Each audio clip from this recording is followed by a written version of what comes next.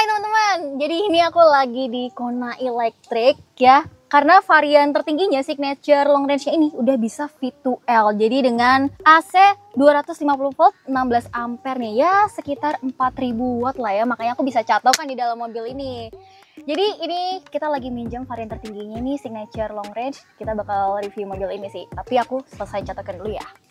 Makanya simak terus videonya, jangan kemana-mana.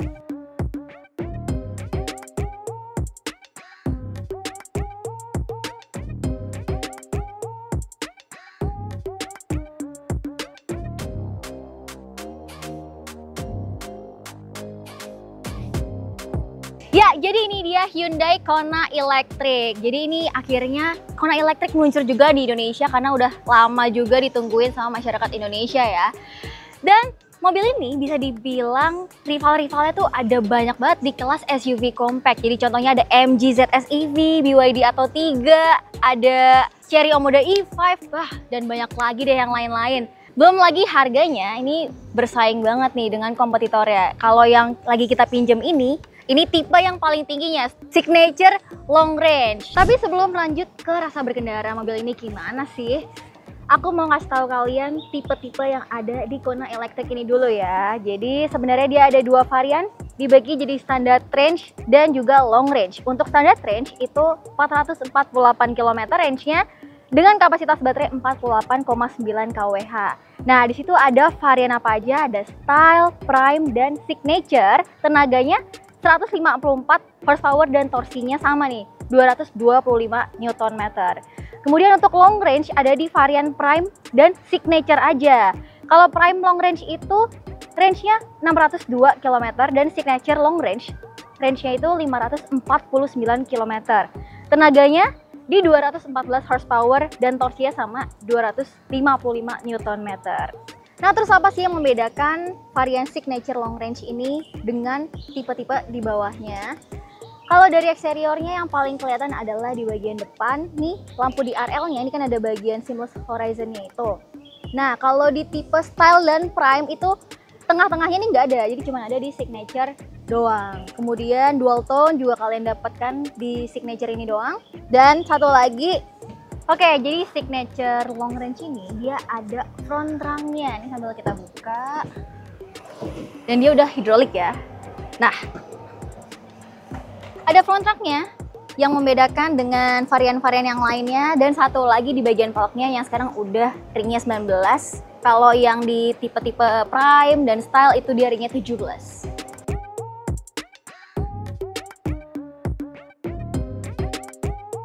Ya, sekarang kita beralih ke bagian interiornya nih. Kalau kalian lihat, ini memang mewah interiornya. Sesuai dengan harganya dong, karena dia udah hampir 600 juta. Jadi yang tipe tertinggi ini, signature long range, harganya itu 590 juta rupiah.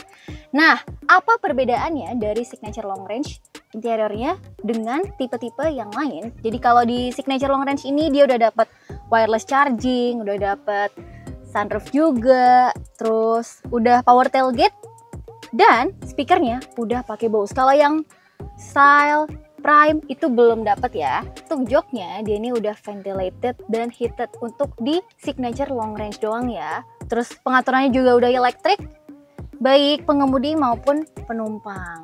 Terus bahannya ini perforated dan bahannya itu kulit. Nah, kalau di Prime dan Style itu dia masih pakai fabric, masih pakai kain. Oke, lanjut lagi, perbedaannya itu ada di ambient mode lightingnya yang cuma ada di varian ini.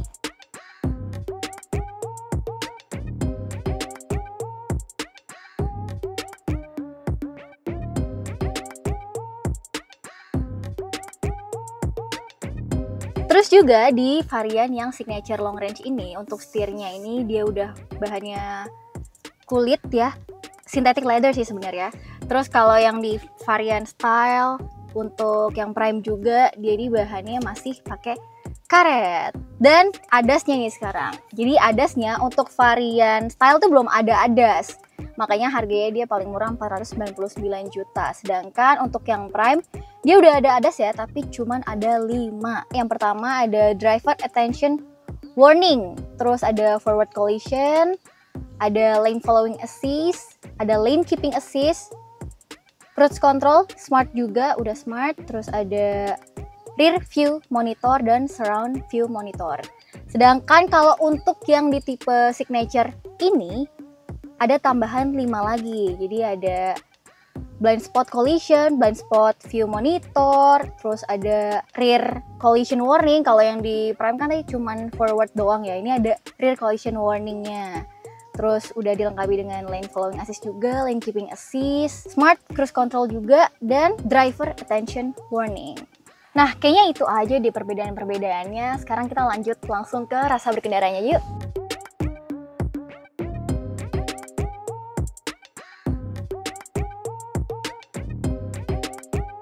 Oke, ini jadi aku langsung nyobain aja gimana rasa berkendara dari Kona Electric. Kita mulai dari pertama kali saat aku ngebawa mobil ini, yang aku rasain adalah mobilnya sangat-sangat hening ya, karena dia udah pakai motor listrik juga ya kan, udah full electric, jelas hening dong. Sama sekali nggak kedengeran nih suara luar, senyap juga berarti mobilnya.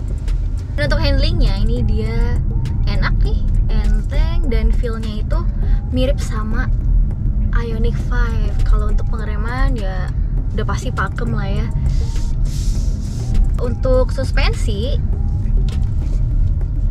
ini dibawa di jalan halus, dia enak. Di jalan bumpy, sedikit bumpy gitu juga ya, termasuk suspensi yang dewasa lah ya, tapi nggak sampai yang kayak keras gitu, nggak.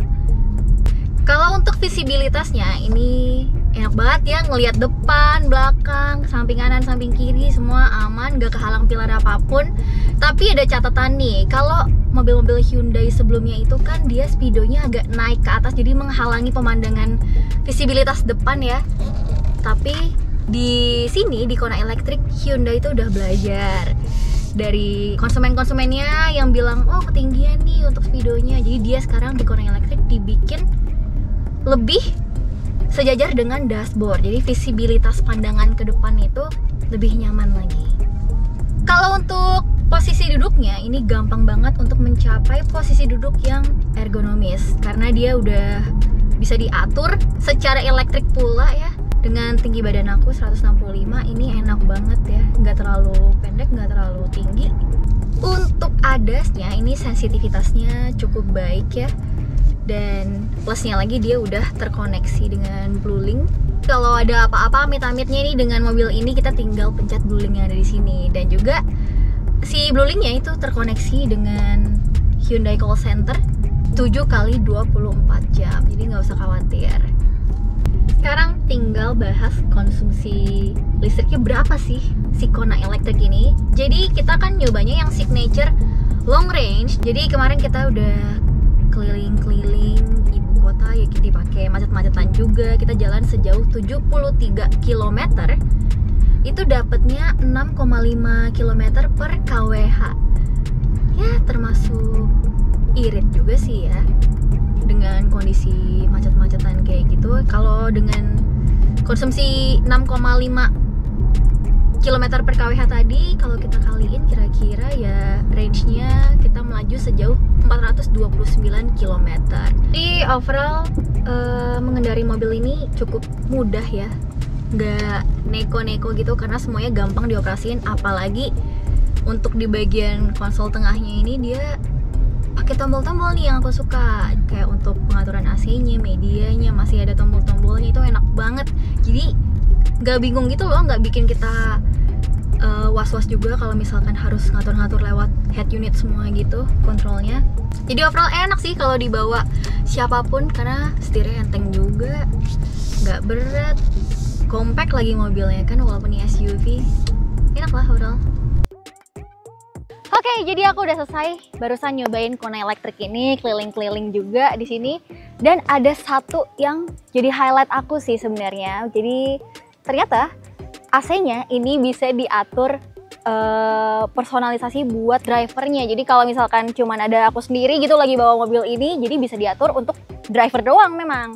Dan kalau aku jadi penumpangnya, karena AC-nya udah dual zone, jadi kalau misalkan aku kedinginan gitu kan, jadi penumpang, tinggal aku kecil aja ya AC-ku sendiri. Jadi yang lain tetap aja dengan suhu yang mereka mau gitu. Enak banget sih. Dan yang belum aku sebutin tadi apa? Harganya kan. Jadi kalau yang style nih tipe terendahnya itu dibanderol seharga 499 juta rupiah. Di atasnya ada Prime yang standard range itu harganya 515 juta rupiah. Nah, kalau untuk Prime yang long range harganya itu berapa? 560 juta rupiah. Baru di atasnya lagi ada yang signature standard range dengan harga 575 juta rupiah. Dan yang paling tinggi yang kita cobain ini signature long range harganya 590 juta rupiah. Jadi gimana guys menurut kalian mobil ini? Silahkan komen di bawah. Kalau menurut aku sih overall enak banget. Dari eksterior dia bagus, interiornya juga mewah, rasa berkendaranya juga sangat-sangat nyaman buat dikendarai. Oke, segitu dulu review kami untuk Kona Electric. Sampai jumpa di video-video kami selanjutnya. Bye-bye!